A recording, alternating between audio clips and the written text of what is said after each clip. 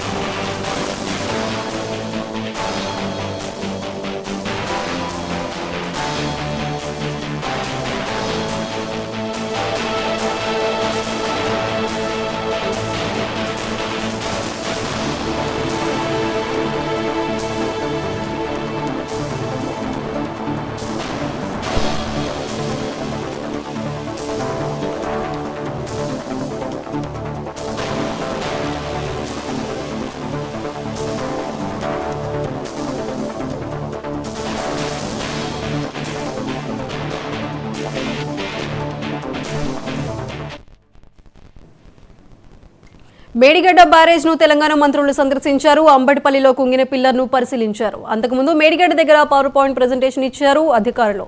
దీనికి సంబంధించి మరింత సమాచారం మా ఇన్పుట్ ఎడిటర్ నవీన్ అందిస్తారు లైవ్ లో. నవీన్, చెప్పండి.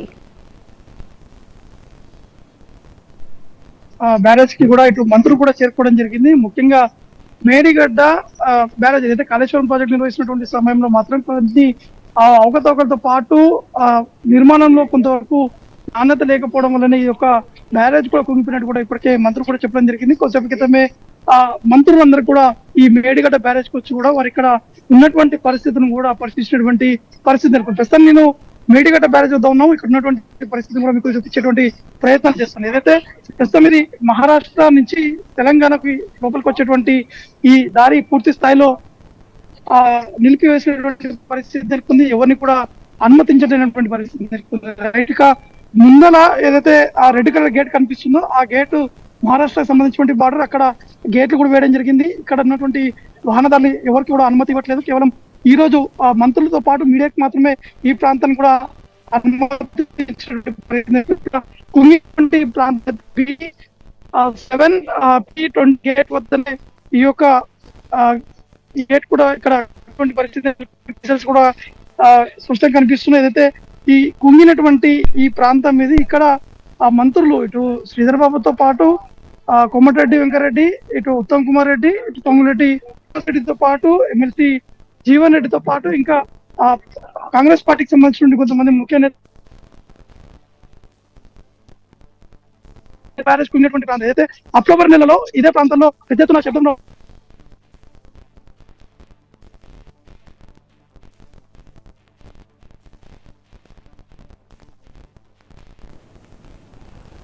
నవీన్, చెప్పండి.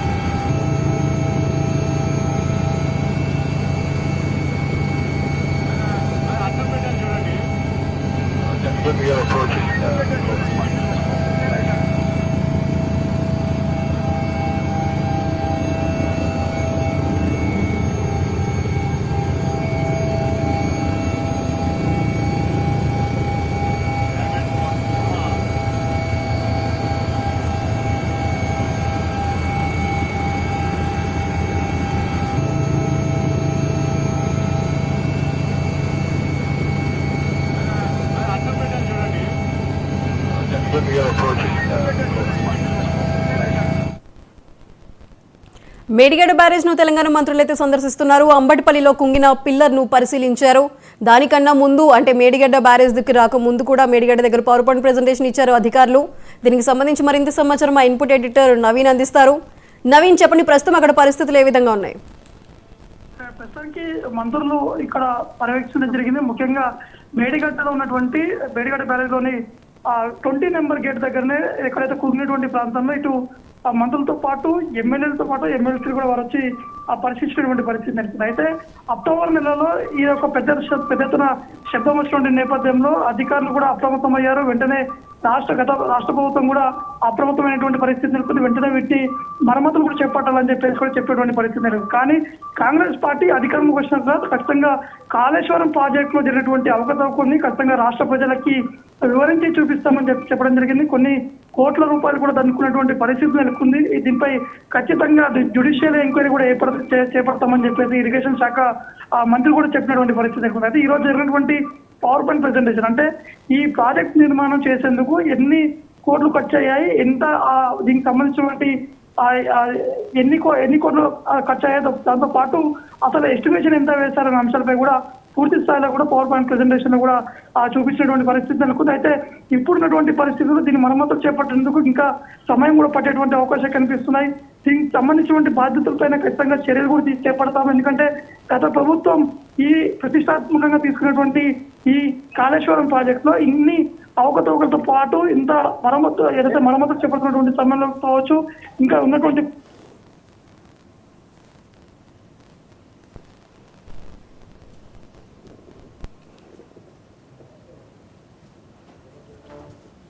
Right Naveen, thank you.